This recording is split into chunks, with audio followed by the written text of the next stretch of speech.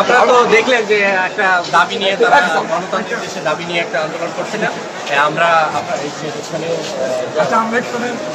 রাজনৈতিক নেতা এবং আমার ঊর্ধ্বতন কর্তৃপক্ষ, পুলিশ, বেঙ্গল পুলিশ, আমরা তারপরে আরএনবি সবাই মিলে সুন্দরভাবে গাড়িটা রিলিজ করতে সক্ষম হয়েছি গাড়ি ডাকার উদ্দেশ্যে। কতক্ষণ লেট হলো?